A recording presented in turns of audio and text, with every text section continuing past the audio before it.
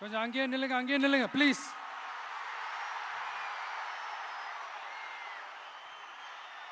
கொஞ்சம் அமைதியா நான் பேசுறத கொஞ்சம் கேளுங்க ப்ளீஸ். ஒரு 5 மினிட்ஸ் தான், கொஞ்சம் அமைதியா இருங்க ப்ளீஸ். ப்ளீஸ் நண்பர்களே, கொஞ்சம் அமைதியா இருங்க ப்ளீஸ். அதை தாண்டி யாரும் வரக்கூடாது ப்ளீஸ்.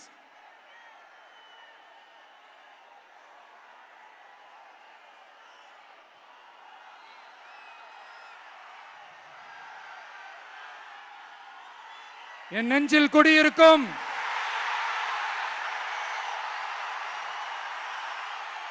கொங்கு மண்டல தங்கங்களே, திருப்பூர் பகுதி மக்களே, உங்கள் அனைவருக்கும் என்னுடைய வணக்கம். டே ஆஃப்டர் டுமாரோ 16th அன்னைக்கு நம்மளுடைய தேர்தல் வாக்குறுதிகளை ஒரு புக்கா வெளியிடுறோம். அதுக்கு முன்னாடி இங்க சில பாயிண்ட்ஸை மட்டும் உங்களுக்கு படிச்சுட்டு போயிடுறேன். அதை மட்டும் கொஞ்சம் கவனமா கேளுங்க ப்ளீஸ் நண்பர்களே. Okay, all well there? All well? பேசலாமா? கொஞ்சம் அமைதியா இருங்க ப்ளீஸ். நெசவாளர்கள், சிறு குறு நடுத்தர தொழில்கள் மற்றும் விவசாயிகள் மற்றும் காவல்துறையினர் சம்பந்தமான நம்மளோட அஜெண்டா சிலதை உங்ககிட்ட நான் படிக்கிறேன். 1, நெசவாளர்களின் தயாரிப்புகளை நேரடியாக சர்வதேச சந்தைகளில் விற்பனை செய்வதற்காக அரசுக்கு சொந்தமான ஒரு உலகளாவிய இ-காமர்ஸ் பிராண்ட் உருவாக்கப்படும். மேலும் முக்கிய நகரங்களில் வெற்றி தறி விற்பனை நிலையங்கள், ஷோரூம்ஸ் அமைக்கப்படும்.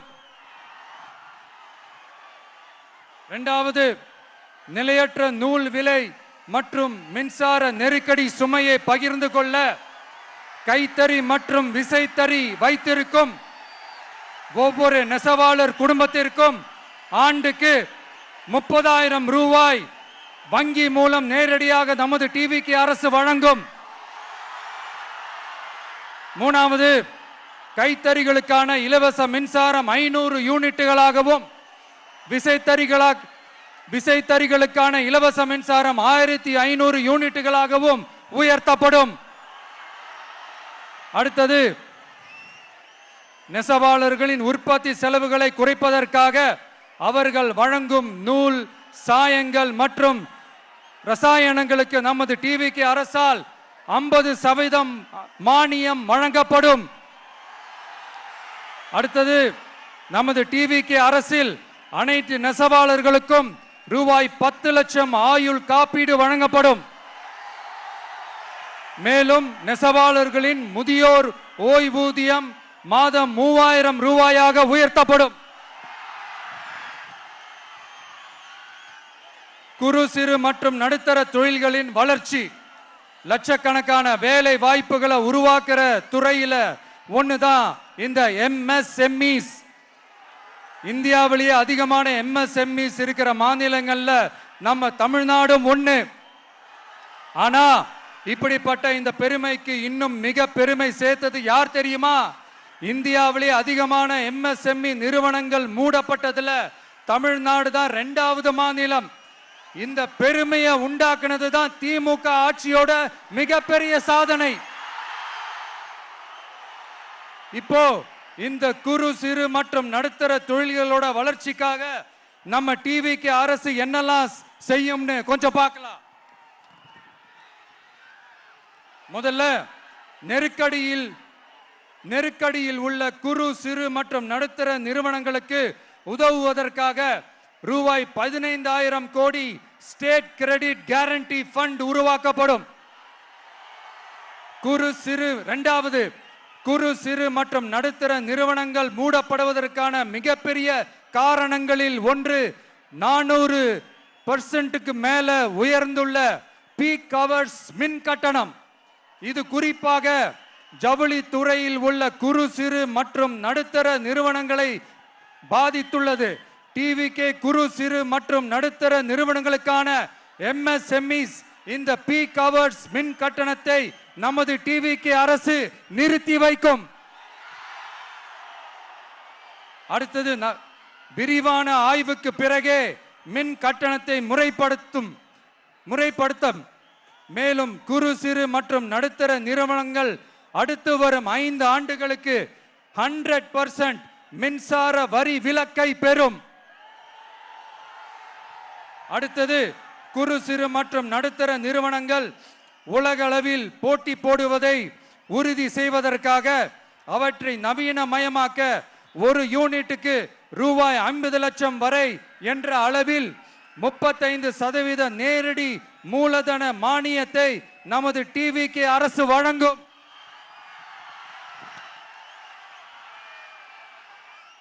அடுத்து நம்ம எல்லாருக்கும் சோறு போடுற நம்ம தெய்வங்களான விவசாயிகளுக்கான அஜெண்டா கொஞ்சம் படிப்போமா?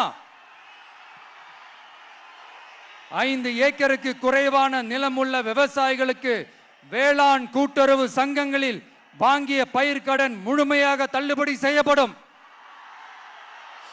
5 ஏக்கருக்கு மேல் உள்ள விவசாயிகளுக்கு 50% தள்ளுபடி செய்யப்படும். அடுத்தது குறைந்தபட்ச ஆதரவு விலைக்கு MSP சட்டப்பூர்வ உத்தரவாதம் வழங்கப்படும். நெல்லுக்கு ஒரு குவிண்டாலுக்கு 3500 ரூபாயும் கரும்புக்கு டன் ஒன்றுக்கு 4500 ரூபாயும் வழங்கப்படும். உழவர்களின் தோழன் திட்டத்தின்படி குத்தகை விவசாயிகள் மற்றும் விவசாய தொழிலாளர்களுக்கு ஒரு குடும்பத்திற்கு ஆண்டுக்கு ரூபாய் 10,000 ரூபாய் அவர்களின் நேரடி முதலீட்டு ஆதரவு தொகையாக வழங்கப்படும். 100% பயிர் காப்பீட்டு திட்டத்தின்படி பயிர் பாதுகாப்பு உறுதி செய்யப்படும்.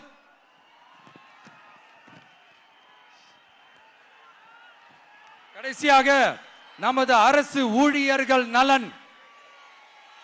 அரசு ஊழியர்களின் நலனுக்காக பழைய ஓய்வூதிய திட்டம் மீண்டும் வழங்குவது குறித்து நமது டிவிகே அரசு கனிவுடன் பரிசீலித்து மதிப்பீடு செய்யும். அடுத்தது 5 அல்லது அதற்கு மேற்பட்ட ஆண்டுகள் தொடர்ச்சியாக அரசு பணியை நிறைவு செய்துள்ள அனைத்து தற்காலிக ஆசிரியர்கள், செவிலியர்கள் மற்றும் எழுத்தர் பணியாளர்களை நமது டிவிகே அரசு பணி நிரந்தரம் செய்யும். 3வது, பதவி உயர்வுக்கு பணம் பெறும் கலாச்சாரத்தை நமது டிவிகே அரசு முடிவுக்கு கொண்டு வரும். அனைத்து அரசு ஊழியர்களின் இடமாற்றங்களும் வெளிப்படையான மற்றும் கால வரையறைக்கு உட்பட்ட முறையில் நடைமுறைப்படுத்தப்படும். 4வது, காவலர்களின் அடிப்படை மாத ஊதியத்தை 18,200 ரூபாயிலிருந்து 25,000 ரூபாயாக நமது டிவிகே அரசு உயர்த்தும். அதிக மன அழுத்தம் உள்ள பணிகளில் ஈடுபடும் காவலர்களுக்கு பணிப்படியாக மாதம் 1000 ரூபாய் கூடுதலாக வழங்கப்படும். காவலர் நலன் மற்றும் பணி நிபந்தனைகள் சட்டத்தை, அதாவது police welfare and working conditions act, நமது டிவிகே அரசு இயற்றும். அச்சட்டத்தின்படி காவலர்களின் பணி நேரங்கள் முறைப்படுத்தப்படும். அதிக பணி சுமை கொண்ட காவலர்களுக்கு வாரத்திற்கு ஒரு சுழற்சி முறை விடுமுறையை உறுதி செய்யப்படும். சலவை படியை, அதாவது வாஷிங் அலவன்ஸ் 500 ரூபாயிலிருந்து 1000 ரூபாயாக உயர்த்தப்படும். மேலும் மதுரை, கோயம்புத்தூர், திருச்சி, திருநெல்வேலி, சேலம் மற்றும் வேலூர் ஆகிய இடங்களில் காவலர் நல மருத்துவமனைகள் நமது டிவிகே அரசு நிறுவும். கடைசியாக பெண் காவல்துறை அதிகாரிகள் பாதுகாப்பு நெறிமுறை அல்லது பாதுகாப்பு பணிகளுக்கு பணியமர்த்தப்பட மாட்டார்கள். பெண் காவல்துறை பணியாளர்களுக்கென தனி ஓய்வறைகளும் நடமாடும் டாய்லெட் யூனிட்டுகளும் அமைக்கப்படும்.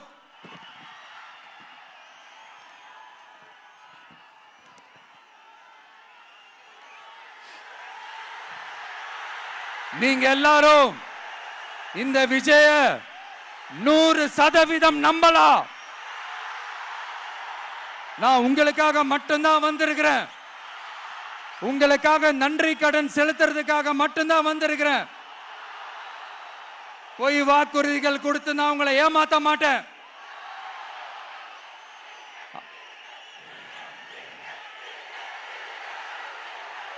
அதனால உங்க அண்ணனுக்கு, உங்க தம்பிக்கு, உங்க மகனுக்கு, உங்க பிள்ளைக்கு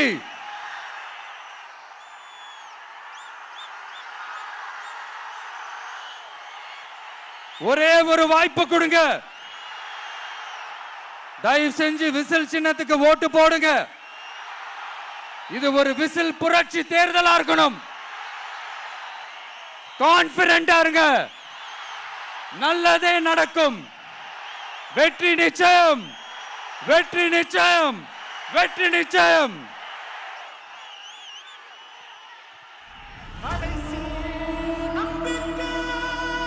உங்க விஜய் நான் வரேன்.